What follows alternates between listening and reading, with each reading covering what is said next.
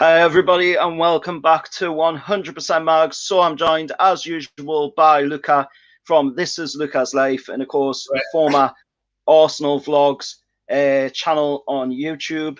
You can check him out at, of course, This Is Luca Life now. I will put a link down in the description after the live stream, of course, for you to go check out his channel. He's trying to get to 1,000 subscribers, so if you can get him at that would be absolutely fantastic. And again, it's that time again, Luca. It's Arsenal versus Newcastle.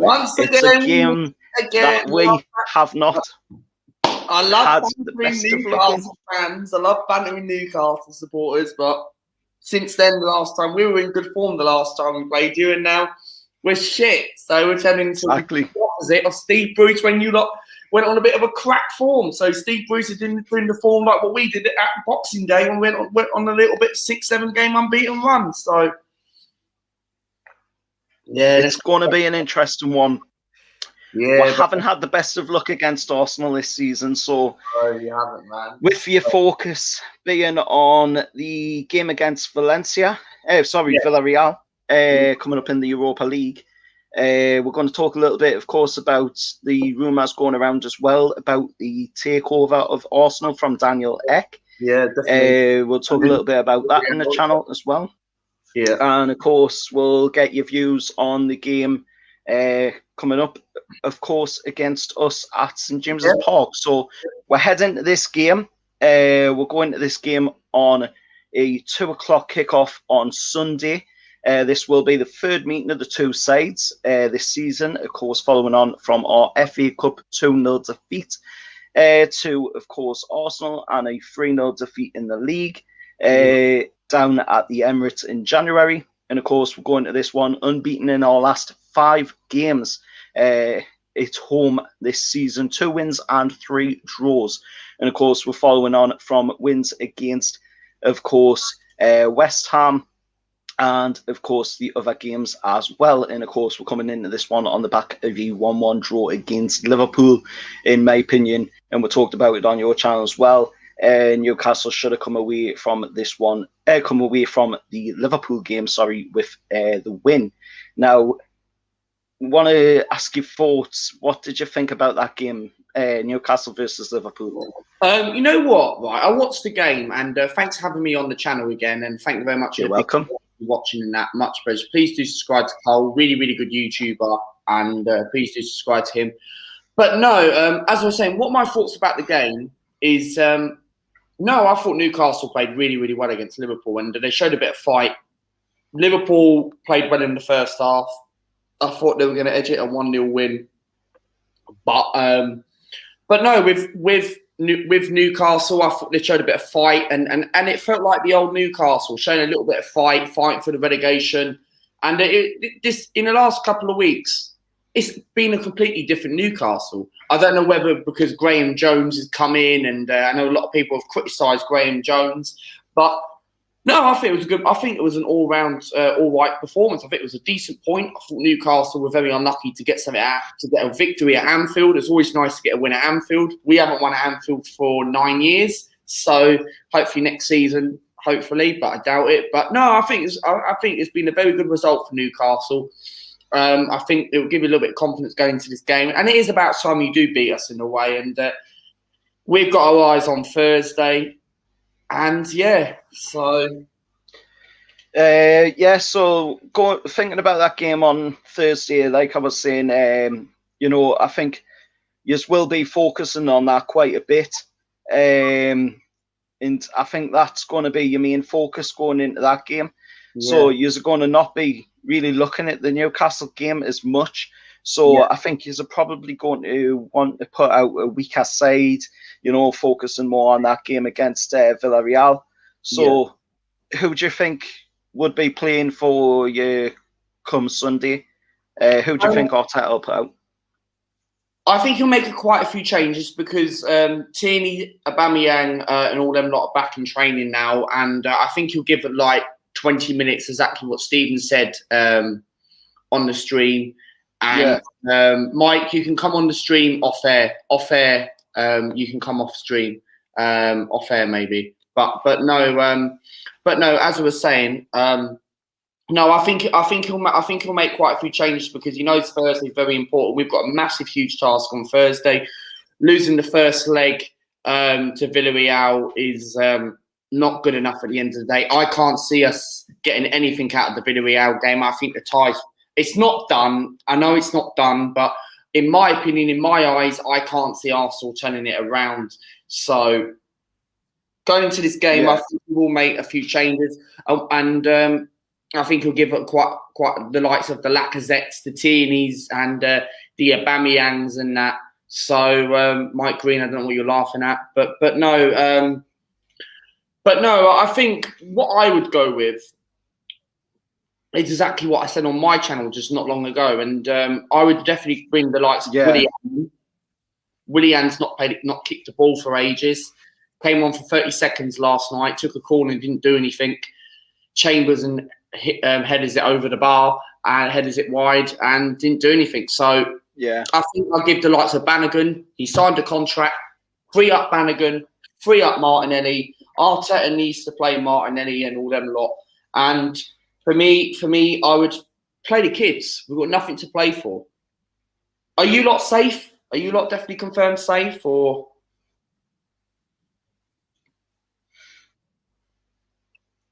What was that? Sorry, Luca, mate. I didn't quite catch it. I'm having some problems here with it. Have I lost signal?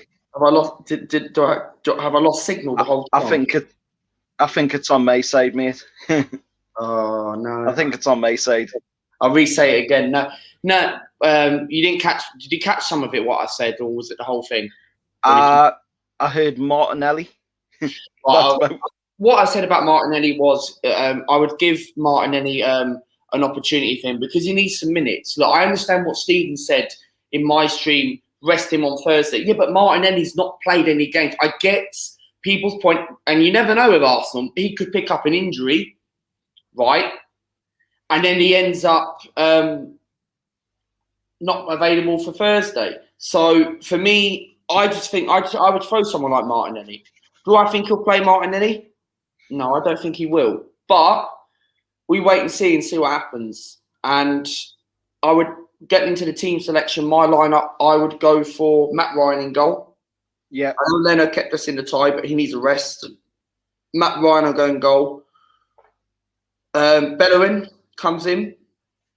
Yeah. Bellerin, centre half.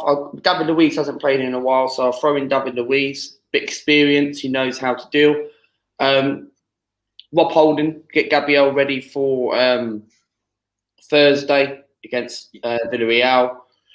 Left back, I'll go with Granit Xhaka. Yeah. In the midfield, I'll go with Mohamed El-Neni and Dani Ceballos because we know that Ceballos is not available to play for Thursday. In the number 10, I'll go with Odegaard. You know what? Do you think Willian can play in the number 10, Cole? Do you think Willian can play in the number 10? I don't know, because I've always felt he's more of a winger player, to be honest, than number 10. But, you know, it would be entirely up to Arteta to put him into that position, see how he plays, really, because you never know if a player can play the position until, of course, you put them in it. You know, we've seen it with Harry Redknapp when he put Gareth Bale into the wing position. You know, nobody ever thought he wasn't going to be able to play that position with him being the left back, but somehow he managed to do it, and now, you know, it's changed his career for the better. With him going off, of course, to Real Madrid, now he's back. It's Tottenham again on loan at this moment in time until, of course, they buy him. But yeah, it's entirely up to the manager really to put the player in the position, see if they can play there. If they don't, then, you know, just move them back to where they were playing from the beginning. Yeah, I absolutely agree with you personally, and I would say play Willian on the wing, but I think Willian is all right as a number 10. So I personally don't rate Willian. Nobody doesn't rate Willian, but I would maybe go with Odegaard on the number 10. Yeah. Then I'll go with on the wingers. I'll go for Willian one side, Martinelli, and Bannigan. That's who I would go for. We need to play Bannigan. See what this kid's like in the Premier League, yeah. And we've seen what he's like in the under-23s. That's why Arteta likes him, and that's why he signed a contract. We can't just use him just because he signed a contract and use him for the freaking Carabao Cup, the Carling Cup, as people like to call it. So I generally think Bannigan needs to step in. I think it's an opportunity for him to come in against Newcastle. Not disrespecting Newcastle. Newcastle are a massive club, massive fan base, and I respect it and I love the place. I've never been to Newcastle before, but I've been to Sunderland. But what I will say is this is an opportunity for him to start him. And we've got nothing to play for. Thursday's a massive game. We've got to get a couple of goals. And Arteta's got to get it right on Thursday. Otherwise, he loses his job potentially. So Exactly. So moving on from the lineup, of course, your predictions on the lineup. Let's talk a little bit about this takeover news with Arsenal. Do you think it's going to happen? No. And this is the thing. I haven't made a proper debate about this, and I do need to get some special guests, proper big special guests, because I really want to talk about it. Special guests who have not really come to the channel, and I would invite. Of course, you can come on if you want. Adam can come on, Stephen can come on, but I want to get proper biggest guests from AFTV to come on and really talk about it and debate about it. But anyway, that's for another debate. But no, I don't think it will happen. And this is the problem with our fan base, okay? People when that news got broke last week, right, after the Super League, it was a crazy week last week, right? We all thought the Super League, 10 days ago, the Super League was off, yeah? Yeah. So I thought it was going to happen. Personally, everyone was protesting this time last week. And I don't think it will happen. And our fan base got overhyped up, okay? And I know normally an owner will come out and say that, right, we're not selling the club, right? Yeah. And Arsenal fans, ourselves, want to keep protesting to put a lot of pressure on Stan Kroenke and Josh Kroenke. But Josh Kroenke come out and said this week, he said that he's not willing to sell the club, yeah? Yeah. But normally they don't come out and say, right, okay, we're going to sell the club. So I don't know why some of our freaking fan base, right, all the Arteta winners are saying about, literally Stan Kroenke might sell the club. And with this Spotify coming in, I think I would rather take anyone than Stan Kroenke. We need an owner, right, who's going to come in and hit the ground running, yeah? Yeah. And talking about the Newcastle takeover, for example, I'm going to get onto that in just a second because there is something I want to talk about similar. With this Spotify person, he runs Spotify, yeah? He wants to make up. And he said he's got the funds apparently 1.8 billion, yeah. But Kroenke apparently wants two. I can't remember what it was. I think it was like 2.15. I can't remember two something it was. And I can't see Stan Kroenke selling up the club. And he made a video right on NBC Sports on YouTube, and he just opened his brand new stadium. So, do you really think he's going to sell up? That's why people are saying, right, what Stephen made a very good point literally before we ended the show. And he said literally, Stephen Fleetley, big shout out to him as well. Great YouTuber, great charity stream he made a couple of months back. And but no, he made a very, very good point. And he was saying that we have to keep protesting. Look, I understand that. But at the end of the day, right, is it going to get Stan Kroenke out? Would he even know what the score was? Does he even know the score against Villarreal? Yeah, because it was played right in American time. It was probably like 3 o'clock over there. Yeah, in America they'll be preparing for dinner. Yeah, literally it'll be our bedtime in Spain. Yeah, in Spanish time it was 9 o'clock over there. Yeah, American time it's like 3-4 o'clock. So at the end of the day, they're not going to watch a game at 3 or 4 o'clock. So with this Spotify coming in, I would be up for grabs. And we need to get our club back where it needs to be and start challenging again. Because a lot of people are saying with this current squad now, people saying, right, okay, I get people's points saying, right, okay, with this current squad, Arsenal, if we had the fans in the stadium with this whole pandemic situation, we would climb up the table. Look, I get that, and I respect that. What people were saying as their opinion, people are tied to their agenda. But Yeah. I genuinely think if we had the fans in the stadium, maybe we would be at least 6th at best. Yeah. We would have took that. And the thing is, with this Spotify coming in, with Thierry Henry, Dennis Bergkamp and Vieira, do you honestly think it's going to happen? And can you trust this Spotify person? Nobody knows.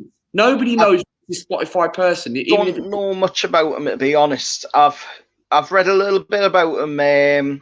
Of course, I'm being the owner of Spotify. I've read a bit about that. I haven't really seen much in the way of them talking about how much money he's got or anything like that. But my question is, you know, is he the kind of guy that you would like to see owning your club? You know, going off of... Well, yeah, because the way I look at it, right, Cole, and you make a very, very good point, what I'm going to say, is that, yeah, I would take someone like that. Yeah? Apparently he's been an Arsenal fan since he was 8 years old. That's hard to believe, right? Yeah. And we don't know, right, what this will be like, yeah? This is why if you got to take these risks. Nobody knew what Stan Kroenke was when he first came in, yeah? When he first came in, I didn't even know that he was the owner when he actually first came in. Because I know you used to pay attention to owners, but now I've started to learn about it. I know pretty much about it. But with this Spotify, what you've just said is right, because I would take him, yeah? Because we know what Stan Kroenke's like. He's similar to Mike Ashley, right? Stan Kroenke does not care about the club, right? And whether the Super League would have happened, Mike Ashley would have been involved in this. Mike Ashley would have took the Super League. There's no freaking... Go on. You were going to say something. Go on. I think, to be honest, I agree with you there. If he hadn't done what he's done over the past 14 years at Newcastle, you know, and ran with the ground, if we had still been the team that were somewhat were when he took over, you know, even it wasn't glorious. We weren't glorious even when Ashley took over, you know, but we're sort of starting to slip down a bit there because, you know, John Hall was wanting to be out the club. He no longer wanted to be owner of the club. He knew that he couldn't afford to run Newcastle anymore. He knew that it was becoming a billionaire's game and he was only a millionaire, you know, so he wanted to be out of the game. Shepherd, he wanted to continue on owning Newcastle, but unfortunately he was in bad health, you know, so he had to step aside even though he didn't want to on umpteen times, you know, after the club had been sold off to Mike Ashley. You know, Freddie Shepherd tried on umpteen occasions to try and get Newcastle United back, but it was never going to happen, you know, because he couldn't get the funds that Mike Ashley wanted for the club. But in my opinion, you know, it's one of them things where you just look and you want somebody, you know, that actually does have respect for your team. And in our case, at this moment in time, that person that has respect for our team is Amanda Staveley, the Reuben brothers, and Piff. And that is the only takeover that we want. That is the only takeover that we need at our club to be able to compete these days. And, you know, we talk as football fans, you know, about billionaire owners like Kroenke, the Glazers, you know, it's becoming even more than that. It's becoming even more than them owners, more than your Mike Ashleys. Yeah. It's why becoming like trillionaires and stuff. Yeah. This is why you make a really good point. And there's something what I'm in deck to buy Newcastle. That'll never ever happen. Ant and Deck, Mike, do a very good Saturday night takeaway, yeah? Yeah. I watch that, yeah. I watch Ant and Deck on the Saturday night takeaway and I watch it, yeah. Yeah. But no, that's a good joke. But no, what I will say is what I liked about our protest was that there was a Manchester City supporter, all our fans came together, and I want to talk about the Super League. And literally, I thought it was going to happen, personally, because I always expect things to happen, and I like to be proved wrong, but I don't like to be proved right. But what I will say is, I genuinely think this Super League, if it would have happened, football would have been corrupted. 100%. You would have seen like we would have never been able to do Arsenal versus Newcastle again. We wouldn't be able to banter Newcastle all the time. Literally, we wouldn't be able to have a proper North London derby. We have to play the North London derby in China for existence. You really think I'm going to pay 2-3 grand to end up going all the way up there? That's what I was talking about in my video about the Super League, where I broke about the announcement on it, and literally that's what I was saying. I was saying that I felt sorry for like the diehard fans like yourself. You know, how are they going to be able to afford to go to China, New Zealand? You know, the four ends of the earth to go and support their team. AFTV will do it. AFTV will do it because Robbie's Don Robbie. He'll go anywhere. He'll get told where to go and he will spend the money. But even Robbie himself, you know, even Robbie from AFTV, he was even saying himself, you know, that it's crazy. It shouldn't be happening. This isn't the way football should be going. And I agree. You know, it's not the way football should be going. And they're mourners. You know, we've seen it. Sky News broke the news yesterday, you know, that 5 of them had stepped down from select committee duties that they were on. And in my opinion, I said it on Twitter as well in my post, you know, replying and putting out the news about that. Yeah. That these guys, these 5 guys, shouldn't even been on the boards anyway. They shouldn't have even been on these committees anyway, because these are private meetings to discuss things like Newcastle United's takeover, Burnley's takeover, takeovers of clubs, private meetings, you know, that should never, ever have any influence from any team inside the Premier League, inside their meetings. And, you know, then they're coming out and Sky's saying, well, it's a shame that they've had to step down. But to be honest, it's not a shame because they shouldn't have been there anyway. You know, it's just absolutely ludicrous to be saying that we should feel sorry for these people because they've had to step down from this job when really they shouldn't even be there. We've got to feel sorry for people like, you know, John W. Henry at Liverpool, the Glazers at Man United. You know, these are people that have been stealing money right, left and centre out of the English game for ages now, you know, and we've got to feel sorry for them. Why don't they feel sorry for us? Why don't they feel sorry for us fans? You know, Mike Ashley's been doing it in Newcastle for the past 14 years, stealing every single penny out of the club. We've got to feel sorry for them people. No, they should feel sorry for us. They should have to feel sorry for us and apologise to us fans, because without us fans, there is no football. There's no football whatsoever without us fans. The game, it's been proven with this pandemic. Look at the crowds. And this is the thing. This is another thing I'm worried about next week against Villarreal. I'm not confident going into that game. I don't trust the players, and it's not just that. If we would have, I know we were very, very lucky last night to get that penalty, because if you go back and look at it, it wasn't a penalty. It was a bit soft.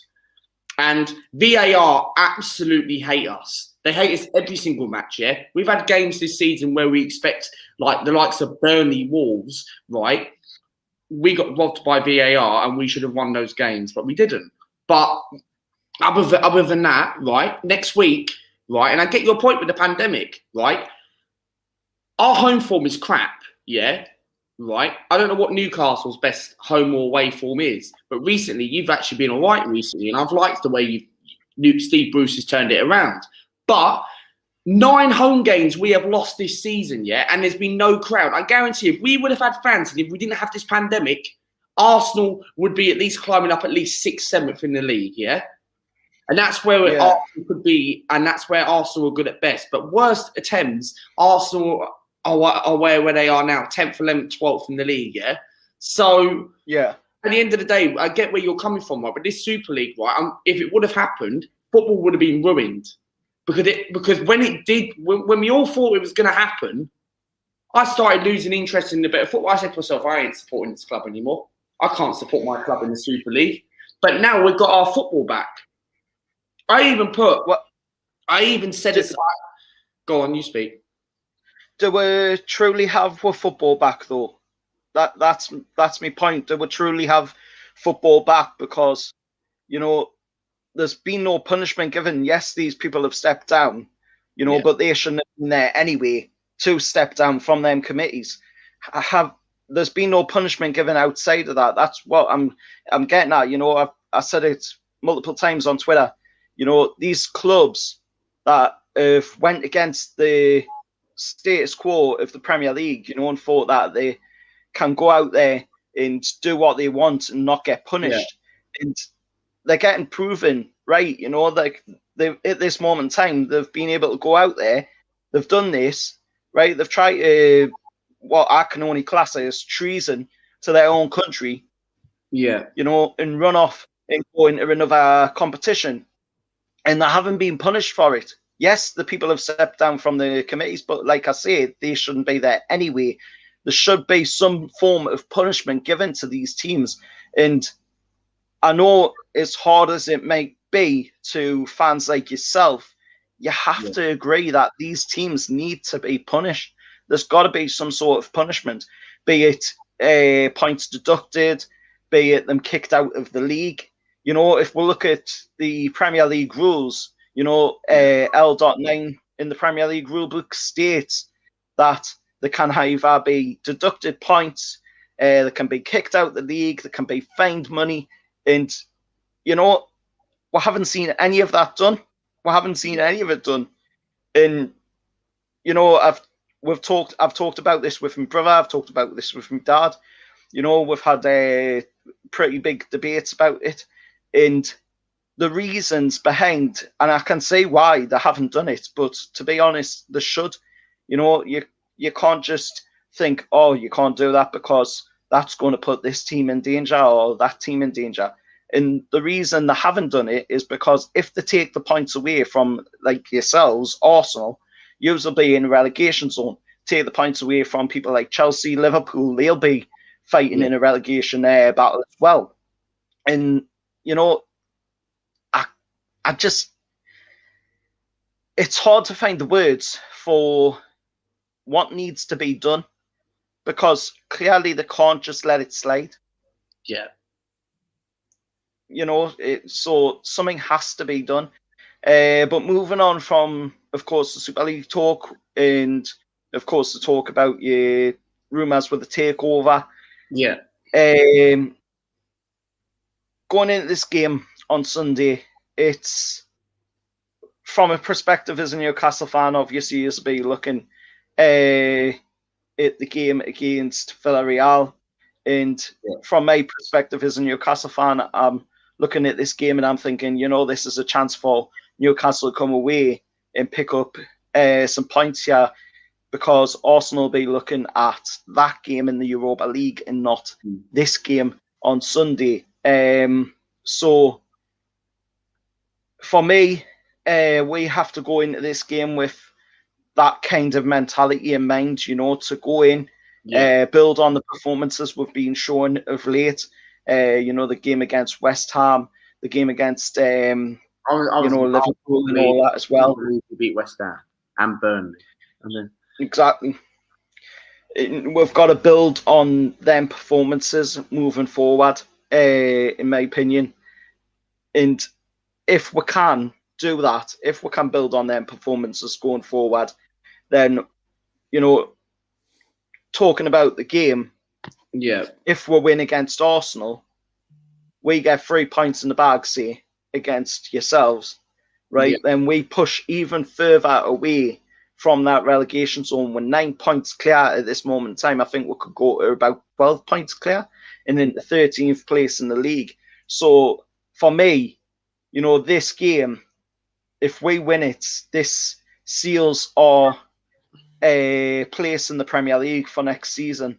And, you know, that would do me absolutely fine for the way we've performed this season. It hasn't been great, you know, and to be in a situation where we can possibly finish 13th place, you know, I'd take that and move on to the next season, which hopefully by then, you know, the takeover will have been done. Newcastle will be able to progress forward.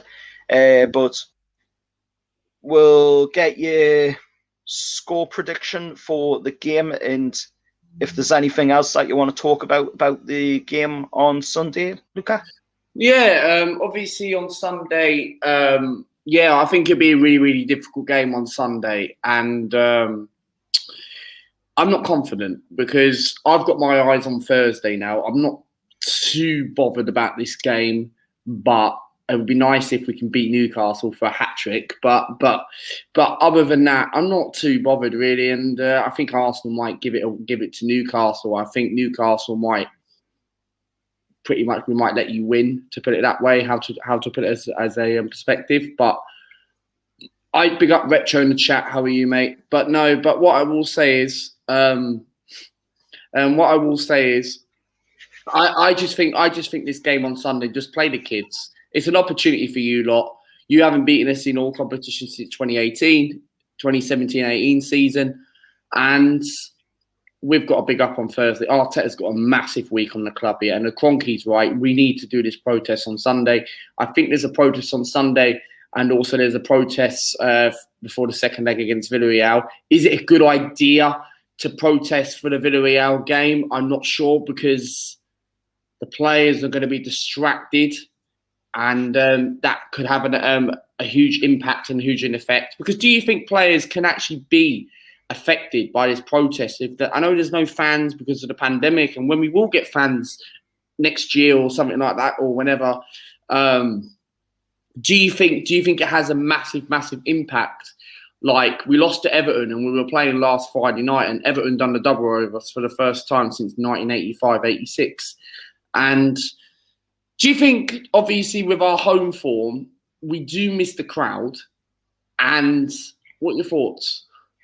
Like I was saying before, the crowds are a big factor. That's something, with ourselves and Newcastle, that we've been missing that crowd this season.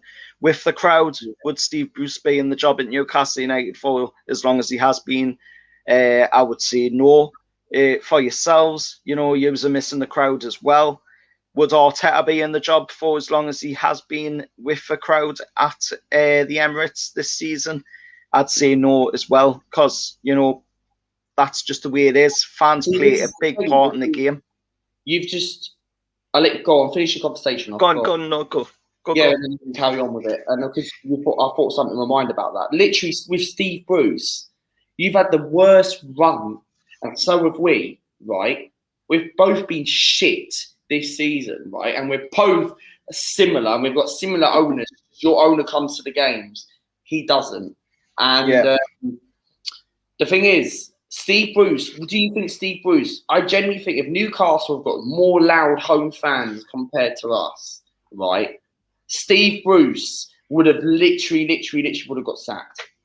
Because this is the thing, right? This is what baffles me about Arsenal, right? You can sack a manager, right? Whereas we take our time to sack a manager, yeah? We both want our managers out. We both don't think they're not the right man for the job to take our club forward, yeah? Yeah. The owners have got to come down to it, because they're the ones who obviously hire this manager, yeah? The board are the ones who hire the manager. They just don't walk in and say, right, okay, can I just have the job tomorrow or something? It's not like, it's like if you're going to work, yeah? Like your managers, you've got an interview, right? It's like that. You're getting interviewed in the manager saying that, do you want the job? Yeah, and they'll talk to you about it. It's the same thing, but it's professional football, yeah? So at the end of the day, right, if fans would have came in, you lot would have been chanting Steve Bruce out 100%. I'm guaranteed there probably would have been a protest to get my cash. I'm surprised you lot have not done a protest for my cash, because I know this Super Six and this Super League, I'll try and phrase it a little bit. With the Super League, you're not part of it, right? And Newcastle are a top six club. I'm quite surprised Arsenal were a part of that, because we don't act like a big top six club. We're nowhere near challenging in the top six or top four. And we're still a big club at the end of the day. And Arsenal Football Club is a big club. We always sell the highest venues, season tickets and all that stuff. But I'm quite surprised you lot have not done a protest on Mike Ashley, even if you don't have to be part of that Super League. We did do protests about the Super League. There was a lot of Newcastle fans talking about the Super League, saying how it was going to destroy football. And to be honest, we didn't do any protest against Mike Ashley about it, because Newcastle came out and they said to, the Chronicle that Newcastle weren't going to be going into the Super League. And I was fully behind that decision, because, we're not a team that should be doing something like that. And it was a daydream, by the 6 clubs to try and run off to this league. It was a silly, to phrase it the wrong way, but it was a fantasy dream from some very greedy owners that, should have realised that they were looking at the figures for TV and they were thinking, oh, we don't need the fans. We can go get this amount of people to watch us. But they're not taking into account the fact that, the only reason the TV figures are so high is because the grounds are empty. There's nobody going to the stadiums. There's nobody going to watch football at the stadiums. So that's why the TV viewing ratings are so high for the football. Definitely. When the pandemic is over, these fans are going to be coming back. They're going to go back into their stadiums. They're going to be watching the games. Nobody's going to want, except their fans themselves who support them teams, nobody's going to want to watch, Arsenal getting thumped right, left and centre by Barcelona or Real Madrid. We've seen what Villarreal, non-offence, of course, what Villarreal have been able to do to Arsenal. So what chance did Arsenal have? What chance did Arsenal have, Tottenham have, to be playing against these clubs like Barcelona, Real Madrid? They were trying to get PSG into it. Look at what PSG has done in theirs. Look at what Bayern Munich's done in the German league. Bayern Munich absolutely dominates the German league. Do you really want to see every week Tottenham, Arsenal, Chelsea, Liverpool going up against Bayern Munich? Nobody wants to see that. It's going to be boring, and that's why the Super League has failed. But of course, you've got. And the thing is, I don't really want to play. Yeah. Bayern Munich, Real Madrid every week, because we know we're going to get slapped 10-2 every week. But no, the thing is, with Arsenal, you can actually. Let me start again. The thing is, with the Super League, right? You can, for example, with the International Champions Cup. Yeah. Right. You all play each other in a little mini tournament anyway. So why could they not do this little tournament in the summer as a pre-season? Replace the International Champions Cup, then play that for a couple of weeks. Then people wouldn't mind. People would not mind. So yeah, I don't understand. It's a strange one. And to be honest, you've got Florentino Perez still talking about it's not dead, it's going to come back. And,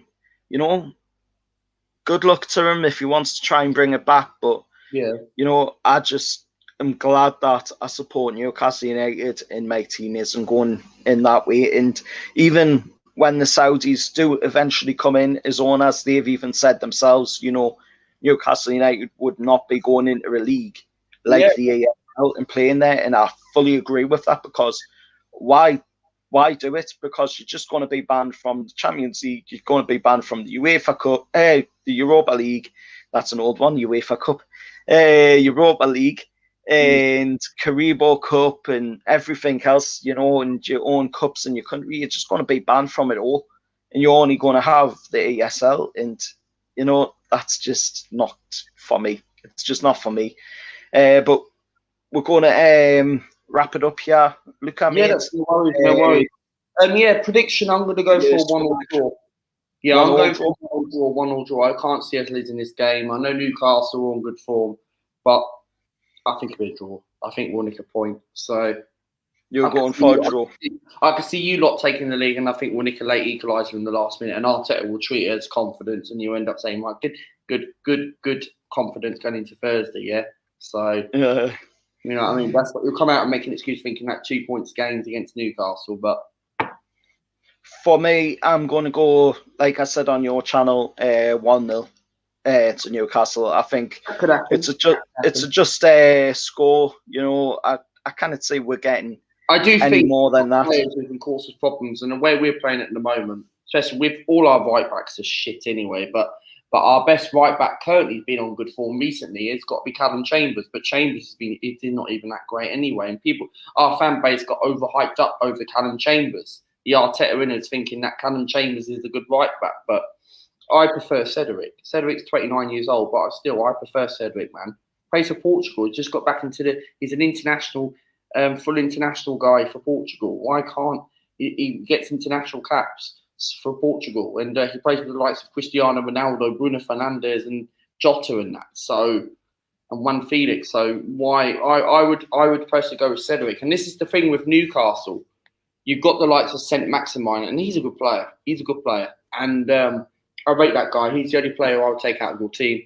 And not to disrespect Newcastle supporters, but I rate the guy, and I would take him. I would take him, and I think he's been on. I think he's. One question I do really want to ask. Then we will wrap this up. Yeah. And let you go on. Do you think Saint Maximin's better than Pepe? Better than Pepe, definitely. Yeah, that's what definitely. Yeah. Current form, Pepe's been our top scorer in Europa League. I think even on current form, Maxi's just got a whole load more potential than Pepe's got. You can see it, you know, look at the way he absolutely tore Burnley apart. Look at the way he tore West Ham apart. Look at the way he absolutely took Salah to school in the Liverpool game. You know, Salah tried a couple of times in that match to try and take Maxi on, and he realised that, you know, there was no chance. He was never going to be able to do it. Yeah. And he never went anywhere near him after that. And that just proves the absolute pure skill of Maximin. And that's one of the big moments, you know, that I'm really looking forward to, and something I always look forward to on a weekend, is seeing Maxi come into the side and put in an effort. And he's really coming into himself as well now. He's really starting to perform at like a very high level. Yeah, I absolutely agree with you. And I do think, in my opinion, Saint Maximin's better than Nicolas Pepe. And before the pandemic last year, about a year and a half, we've not been to games. And Arsenal beat Newcastle 4-0 in the 2019-2020. And I was at that game, and I did it on my old channel, and I blocked before I got rid of it, and for personal reasons. And yeah, Saint Maximin caused us problems. And I do remember that game, Newcastle could have at least went 1-0 up. And even when we were 2-0 up against you, then Newcastle could have easy got a goal back, and things would have changed the game. But luckily enough, I like Saint Maximin. I like that game against Liverpool, right? That who's that centre back that they bought in January? Kabag, whatever his name is. Kabag.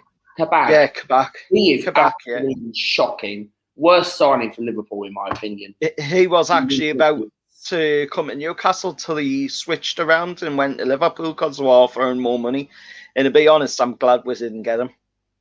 Yeah. For the main fact of him being obviously a mercenary, because he went to Liverpool for more money than what Newcastle was offering, and the fact that he's just not that good. You can see he's just not a very good player.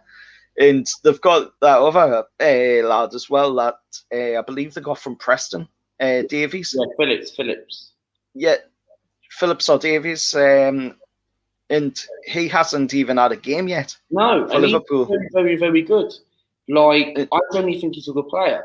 And I've got a Liverpool fan who I know. Like, I've got a neighbour over there, and I live in a flat by myself, and I've got a Liverpool fan who lives upstairs. And he was saying to me that Phillips, why is he not playing him? He doesn't rate this Kabag guy. And I said to him as a joke, he reminds me of Mustafi. So technically, I think that game, Saint Maximin, I think he had his best. One of his best games of the season. He whipped Liverpool apart. Yeah. He whipped Liverpool apart. Liverpool not been that good this season, in my opinion. So, yeah, they've been pretty poor at home. Liverpool fans are still saying to me, "Oh, we'll get top 4. We've got the players." Yeah, but do you think Liverpool got the players to get top 4? Nah, not in my opinion. Not in my opinion. Like, no Joe Gomez, no Jordan Henderson. That's spine. I think Thiago's a flop, in my opinion. they're missing Van Dijk as well. Yeah, I think Liverpool needs a proper midfielder to go alongside Jordan Henderson. I think Liverpool need to get rid of Jimmy Wijnaldum. I think it's what they really need is a striker, because they've got Salah, they've got Mane, but their strikers Firmino, and for me, you know, I always say Firmino is similar to Joe Linton. In my opinion, at the moment, though, Joe Linton is a lot better than Firmino, because we've seen Joe Linton coming into the game a lot more now. He's done really well, but that game against Liverpool, he was very bad, in my opinion. Joe Linton, he went back on himself, and the reason for being is the fact that he got in the way of Almiron, and if he hadn't have, you know, Almiron could have possibly scored that goal, and that would have been another chance, you know, for Newcastle to take the lead over Liverpool. But it's just one of them things. I'd like to thank you for coming on the stream, Luca, mate. Thank you very much. If you want as well, you can shout out your channel. Yeah, this is Lucas Live here. Got plenty of content coming out. Please, obviously, do watch my channel. Please turn the notifications on. That's what the notifications are. That's what it's all about. And we all do YouTube for fun. We're not self-promoting or anything like that. If anyone thinks I'm self-promoting, then sorry, they can get lost. But at the end of the day, right?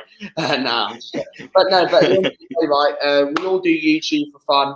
And what have I got coming up?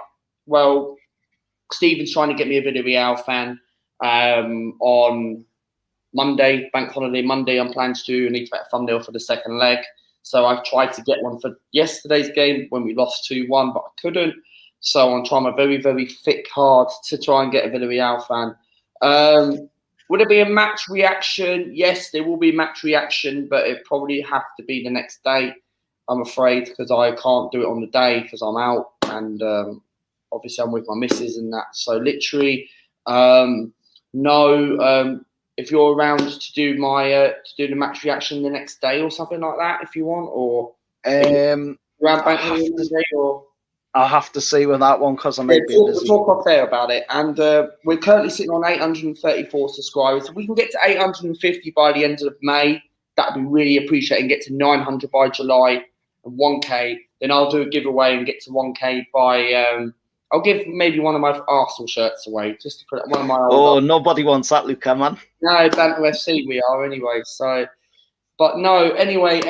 What I will say is, Arteta out, Kroenke out, Vinay out, Josh Kroenke out, Edu out. Do not trust the process; it's fake. And how are the lads? Well, the lads. Remember, like, share, subscribe to 100% Mags. Until next time. It can be done. Yeah, exactly. Get the 500. Turn the notifications on. If you don't turn the notifications on, then what's the point in having a YouTube channel? So, yeah, exactly. Thanks for having me on, Cole. Much pleasure, mate. Always love doing a Newcastle Arsenal preview. Bit of banter. So exactly. Yeah. I like having you on as well. It's great fun. Great to catch up and talk about football, which is just exactly what we need in this pandemic. So thanks to everybody who's been watching. See you all next time. Remember, like, share, subscribe to both the channels, and I'll see you all next time. How are the lads?